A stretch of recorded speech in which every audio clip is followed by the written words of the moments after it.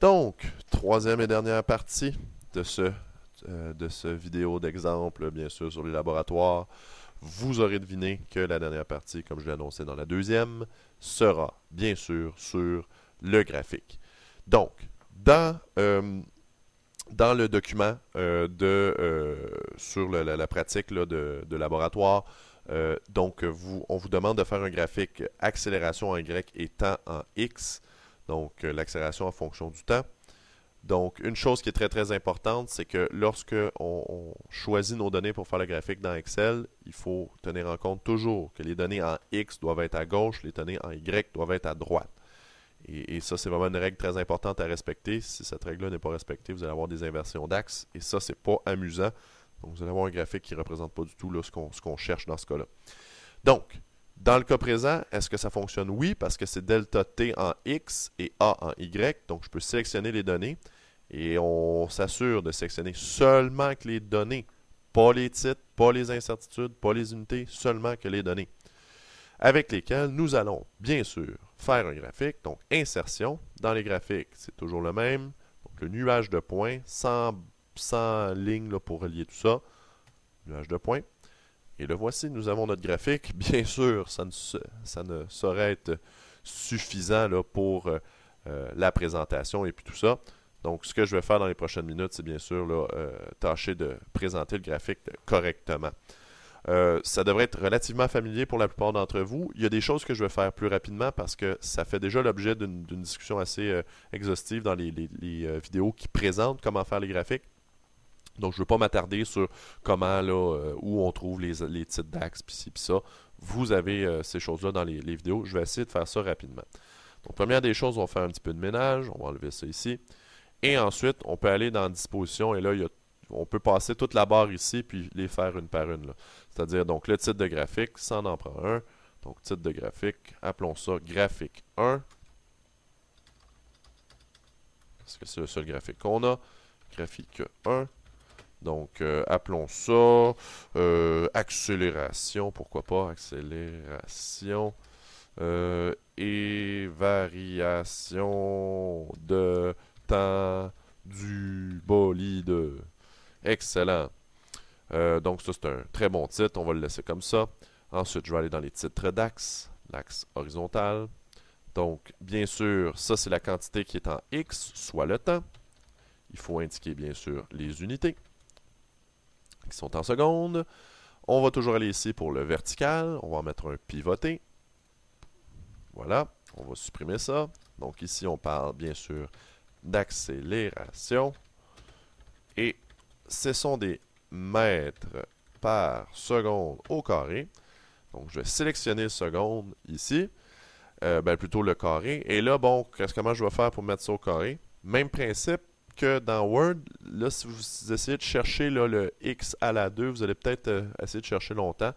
Donc, dans ce cas-là, moi, je vous dirais utiliser la bonne vieille touche raccourci. CTRL, SHIFT et égal. Et voilà, j'ai un à la 2.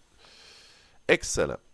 Donc, j'ai bien sûr mes axes, mes titres d'axes. Légende, c'est pas nécessaire. Étiquette, c'est pas nécessaire. Axes, ils sont là. Quadrillage, on veut en mettre verticalement également. Principal, pas de quadrillage secondaire, juste quadrillage bien sûr, principal.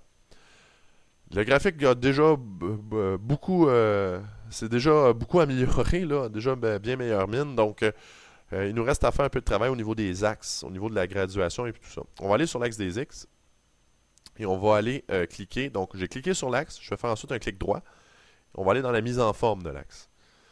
Et là, ici, vous voyez qu'en X, il y a beaucoup d'espace inutilisé. Donc, on pourrait peut-être certainement limiter notre graphique entre à partir de 0.5, certainement.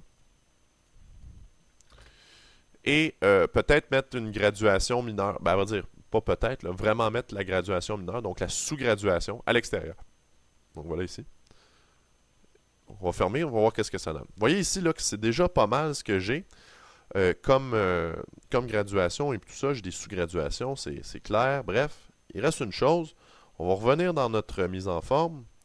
Et là, une des choses qui est la plus importante et c'est souvent source d'erreur dans les rapports de laboratoire, donc c'est la fameuse unité secondaire. Par convention, elle doit être un multiple décimal de 1, 2 ou 5. Multiple décimal voulant dire que faut que ça soit un multiple fois 10, fois 1000, fois 1 dixième, 1 millième. Donc, de 1, 2 ou 5. Autrement dit, le seul chiffre que vous pouvez avoir ici, c'est 1, 2 ou 5. Donc là, j'ai 4, ça ne marche pas. Pourquoi pas changer ça pour, justement, 5? Et là, je m'assure d'avoir une graduation qui est tout à fait correcte. Allons-y maintenant pour l'axe des Y. On va faire exactement la même chose. Donc, on va aller dans la mise en forme. On va regarder ici, ça semble bon. On va juste ajouter l'extérieur. Et voilà. Et tout est beau. Donc, j'ai presque terminé. Il me reste peut-être par contre les deux choses des fois les plus difficiles à produire. Notamment la première, on parle bien sûr des barres d'erreur. Donc, qui se basent sur les incertitudes pour illustrer l'incertitude sur chacune de nos données. Donc, comment les faire apparaître? Bien, la première des choses, c'est qu'on va cliquer sur un des points ici et on va aller bien sûr dans la section toujours disposition, analyse, les barres d'erreur sont ici.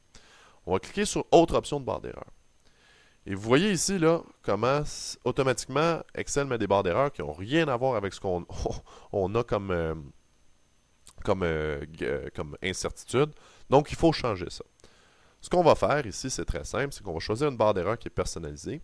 Et par défaut, Excel travaille toujours avec les barres d'erreur qui sont verticales. Donc, il faut d'abord travailler avec les barres d'erreur verticales. Cliquez sur personnaliser, spécifier une valeur. Et donc, je dois choisir la valeur des barres d'erreur. Cette valeur de barre d'erreur-là, c'est la valeur des incertitudes sur chacune de mes données. Donc, je vais cliquer sur ma petite flèche rouge et je vais aller sélectionner la colonne des incertitudes ici. Je vais faire exactement la même chose avec mes barres d'erreur négatives parce que c'est la même valeur. Plus ou moins, par exemple, 0,9. Donc, le plus et le moins. Et voilà. Donc, ça donne des barres d'erreur qui ont pas mal plus d'allure à ce niveau-là. On voit que mes barres d'erreur horizontales, par contre, elles ne sont toujours pas réglées. Donc, on va cliquer sur la barre d'erreur. On va faire un clic droit. Format des barres d'erreur.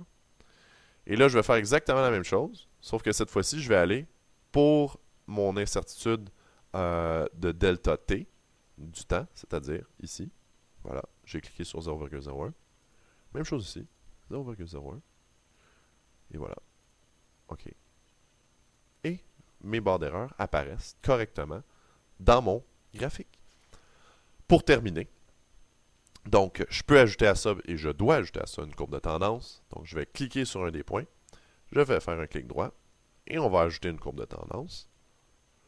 Donc, le but ici, étant donné qu'il n'y a pas d'objectif clair au laboratoire, donc n'est pas de prendre une courbe de tendance qui va nous permettre de découvrir une information, mais plutôt juste de choisir la meilleure courbe de tendance possible. Donc, imaginons ici que ce serait linéaire. Ben, je pourrais avoir une polynomiale aussi, ce ne serait pas mauvais. Bref, choisissez une courbe de tendance comme vous voulez. Ce n'est pas vraiment important. L'important, c'est d'en avoir une. Donc, ensuite, on va afficher son équation sur le graphique. La voici. Et donc, on va placer ça en haut comme ça.